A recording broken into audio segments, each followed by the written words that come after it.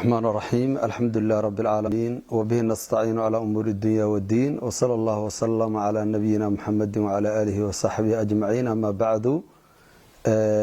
هل كان وحفظنا قرقي أغاس محمد أغاس كباش السدى شرعي أي شركة وحدبت شوغا متكهريي شركة أغاس كسكوية ري لمان قيبها بالشدة دقمد عابد واق isagoo noogu baaqay in loo gurmado musiibada ka dhacday gobolka Hiiraan gaar ahaan magaalada Beledweyne ee wabiga Shabeelle fatahaadiisa ay keentay dadka xoolihii iyo hantidii iyo dadkii iyo guriyihii biyo ka qarqiyeen arintaas runtii waan qaadanay iyadoo awalna sharcigu nafarayay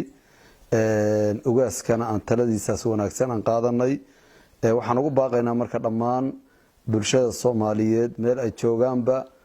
inay ka qayb qaataan ama qurba joog ha noqdeen ama qorax joog ha noqdeen gaar ahaan inay ka qayb qaataan dadka ka soo jeeda qurba joogta degmada Caabud Waaq ayna la soo xariiraan ugaaska insha Allah taala wixii ay hayaan ugaaska annaguna waxaan ka hawlgalaynaa gudaha degmada Caabud Waaq iyo nawaaxigeeda waxaan kale ugu baaqayaa dadka reer Caabud Waaq inay u istaagaan inay la shaqeeyaan guddigan la magacaabay waxa la yiraahdo gurmadka degmada Caabud Waaq inay ka qayb qaataan la shaqeyntiisa qofkii raashin bixin kara qofkii lacag bixin kara qofkii dhar bixin kara qofkii qalab bixin kara qof walba wixii tabartiisu tahay inuu walaalka ku saacido ajarna uu ka helayo insha Allah taala taa ayaan ku soo dhaweynaynaa inta ayaan oran lahaa haddana waxaan ku soo dhaweynayaa ugaaska beesha